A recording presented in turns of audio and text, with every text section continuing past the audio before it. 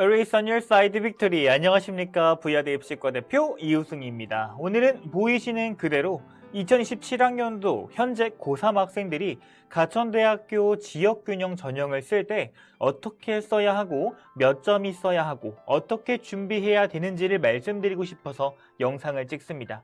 지금부터 지원 자격, 성적 기준, 면접 포인트까지 딱 필요한 것만 순서대로 정리해 보도록 하겠습니다. 끝까지 보시면 내가 지원 가능한 점수인지랑 면접에서 뭘 말해야 하는지를 정리할 수 있습니다. 그럼 구독, 좋아요, 그리고 합격 출발해 보도록 하겠습니다. 본격적으로 들어가기 전에 가천대학교 지역균형 전형이 어떤 전형인지부터 짚고 넘어가겠습니다. 지역균형 전형은 학교 생활의 성실도와 면접에서의 설득력을 같이 보는 전형입니다. 그래서 성적 기준만 맞추고 끝이 아니라 면접에서 학생부 내용을 내 말로 설명하는 준비가 핵심입니다. 1단계는 7배수, 2단계는 면접이 무려 50%입니다. 많이들 물어보시는 게 몇 등급이면 되냐인데 여기 적힌 것처럼 대략 4.4에서 5.1등급대가 2025학년도에는 합격을 했습니다. 근데 여기서 오해하면 안 되는 게 의료산업 5.27등급, 경제학 6.81등급, 미디어 커뮤니케이션 6.08등급은 한 명씩 선발하기 때문에 저런 변수가 나타날 수가 있는 것이고요. 대부분의 학생들은 자유전공 321명을 쓰실 겁니다. 올해도 321명을 선발합니다. 방금 보신 입시 결과는 2025학년도 자료의 기준입니다. 즉 2025학년도 같은 경우는 진로 선택 과목 ABC로 나오는 것만 반영을 했습니다. 2026학년도 같은 경우 올해 점수는 아직 나오지 않았지만 제 예상으로 자유전공 학부 70% 컷 혹은 90% 컷은 4등급 안쪽일 겁니다.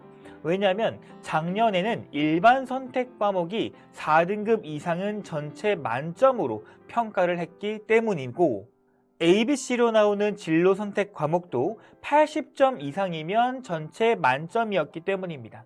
근데 올해는 2027학년도에는 그게 더 완화되어서 4등급이었던 게 5등급 이내는 전체 만점으로 변화하게 되었고요. 진로 선택 과목도 80점이 아니라 70점 이상이면 만점으로 가천대가 낮춰놨습니다. 이러면 결국 1단계에서 합격한 학생들은 5등급 안쪽으로 들어오면서 진로 선택 과목 70점 이상인 학생들끼리 면접에서 당락을 좌우한다는 말이 되겠습니다. 자, 2026학년도 지역균형 합격 기준을 보시면 국영수 사과 4등급 이내 그리고 80점 이상이면 만점이었는데 올해는 일반 선택 5등급 이내에 진로 선택 70점 이내면 만점입니다. 그래서 여러분들 중에 내가 6등급이 없다 그리고 ABC로 나오는 것 중에 다 70점 이상이다 라고 한다면 가천대학교 면접을 준비해도 된다라는 말이 되는 겁니다. 그래서 저는 지금 진로 선택 과목에서 원점수가 70점 이상이면서 6등급이 없는 학생들은 지금부터 면접에 대한 이해와 면접을 준비해야 된다고 말씀을 드리고 싶습니다. 가천대학교 지역균형은 나보다 성적이 높은 학생들 지원하지 않습니다. 다 나와 비슷한 학생들이기 때문에 내가 면접을 얼만큼 준비할 수 있는지에 따라 당락이 결정된다고 생각을 합니다. 그럼 가천대학교 지역균형은 면접을 어떻게 볼까요? 명지대처럼 교과 면접이 아닙니다. 생기부에 나와 있는 것을 물어보는 면접입니다. 면접은 약 10분 정도입니다. 그리고 전공 지식 시험이 아닙니다. 평가 키워드는 인성과 수업 충실도와 학업 동기, 의사소통 역량. 쉽게 말하면 수업을 어떻게 들었고 그 과정에서 뭘 배웠고 어떤 생각으로 진로를 잡았는지를 논리적으로 말할 수 있냐를 봅니다. 그래서 준비는 어려운 지식이 아니라 학생부 경험을 짧고 명확하게 정리하는 것이 핵심입니다. 이제부터는 가천대학교의 보고서 인용 내용을 한번 볼 텐데요. 이 내용을 바탕으로 설명해 보도록 하겠습니다. 가천대학교가 원하는 건 화려한 스펙이 아니라 수업, 활동, 배움, 진로로 이어지는 흐름을 본인의 말로 설명할 수 있는 학생입니다. 그래서 다음 슬라이드부터는 예상 질문들을 보면서 어떤 답이 합격 답인지 틀을 잡아보도록 하겠습니다. 앞서 말씀드린 것처럼 가천대학교는 인성을 봅니다. 그에 관한 면접 질문의 예시입니다. 생기부의 부반장의 역할과 필요성을 어필했다고 기록되어 있는데 이게 뭔지 물어보는 부분이 있고, 공동체 속의 본인의 역할, 친구들을 도울 때 어떤 점을 가장 중요하게 여기는지, 그리고 학급 분위기엔 어떠한 영향을 주었다고 생각하는지. 여기서 중요한 포인트가 있습니다. 답변을 할 때 제가 이렇게 했습니다 로 끝내면 안 되고, 왜 내가 그 역할을 했는지, 필요성, 실제로 무엇을 했는지, 행동, 결과가 무엇이었는지, 근거, 내가 배운 점, 성장, 4단계의 구조로 가야 됩니다. 그리고 슬라이드에 적힌 것처럼 특별한 역할의 필요성을 어필하고 직접 수행, 이게 핵심 문장입니다. 면접관이 듣고 싶은 건 주도성과 설명력입니다. 다음 예시도 결국 같은 결입니다. 가천대학교 면접은 활동의 난이도보다는 설명하는 방식에서 갈린다라고 생각을 합니다. 이 내용은 양이 많기 때문에 댓글에 가천대학교 보고서 자료를 올려놓겠습니다. 확인해 보시기 바랍니다. 또한 이 부분도 생활기록부 기반 바람개비 전형 학생들이 보면 더 좋을 자료들입니다. 지역균형 학생들은 참고 정도만 해주시면 감사하겠습니다. 2026학년도에 가천대학교에서 질문했던 질문들을 모아보았습니다. 여기서 가장 기억해야 할 것들은 인성과 수업 충실도 및 학업 동기, 그리고 의사소통 역량을 평가한다라는 겁니다. 특히나 자유전공은 전공 확정이 아니라 탐색 과정 자체를 물어볼 수 있습니다. 그래서 왜 그 방향으로 관심이 생겼는지, 수업에서 어떠한 계기로 확장했는지, 그리고 앞으로 어떤 전공을 염두에 두고 어떤 준비를 할 건지까지 말할 수 있어야 됩니다. 자기소개해보세요. 다른 학교와 달리 우리 학교를 꼭 와야 하는 이유는 뭐죠? 그리고 마지막으로 하고 싶은 말은 뭡니까? 이런 것처럼 동기를 물어볼 수도 있고요. 수업을 통해서 어떻게 했는지, 영어 실력은 늘었느냐, 성적이 안 좋은데 이유는 뭐냐, 수학 노트는 어떻게 만들었냐가 이런 식으로 수업을 어떻게 했는지를 물을 수 있는 예시가 될 수 있습니다.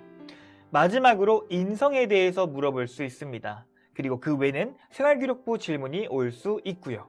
그럼 여기서 말하는 의사소통 역량이 뭐냐라고 물어볼 수 있는데요. 여기서 흔히 망하는 답변은 열심히 했습니다, 관심이 있습니다 로 끝나는 부분입니다. 면접관이 원하는 건 근거입니다.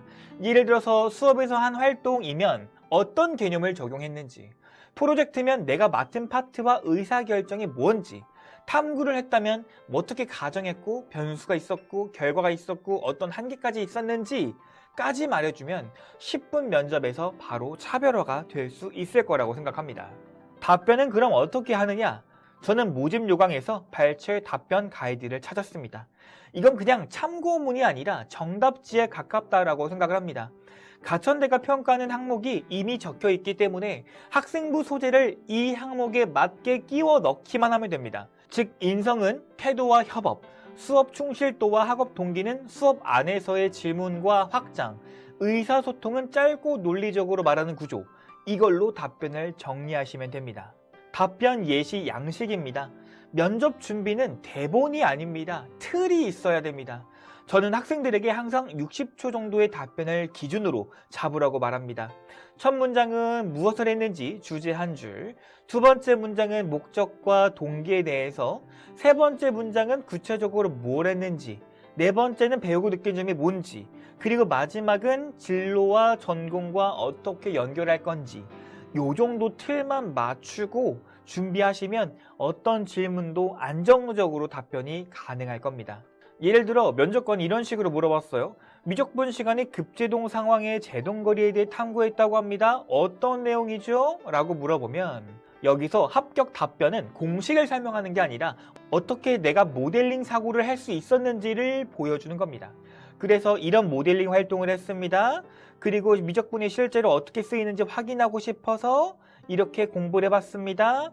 그리고 V of T를 제동 구간에서 감소하는 함수 설정해 보았습니다. 그리고 가속도 가정을 바꾼 모델도 만들어 결과를 비교했습니다. 이런 활동을 통해 현실은 어떤 가정으로 단순하느냐의 결과를 좌우한다는 것을 배웠고 앞으로 이런 모델까지 확장해 보고 싶습니다.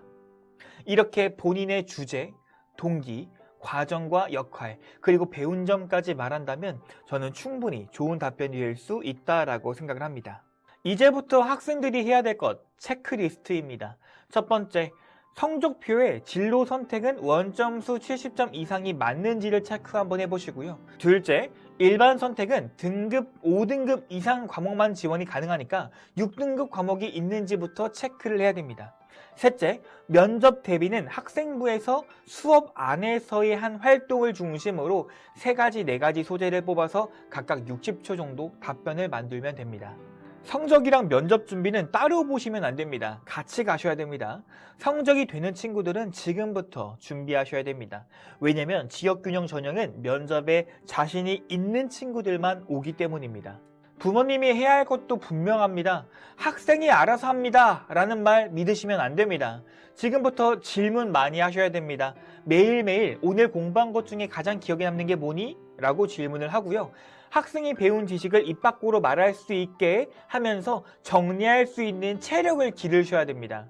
두 번째, 공부한 것 중에 가장 이해가 안 되는 게 뭐니? 라고 물어보시고요. 이해가 안 되는 게 있다면 부모님이 적어주셔야 됩니다. 그리고 나중에 학원쌤 상담 가서 설명하세요. 우리 아이가 이런 걸 모르니까 이런 걸 좀 보충해 주세요. 그러면 학원장님께서 부모님을 대하는 태도가 달라질 겁니다. 마지막으로 일주일에 한 번씩 공부 방법 중 제일 안 되는 게 뭐냐? 라고 물어보십시오.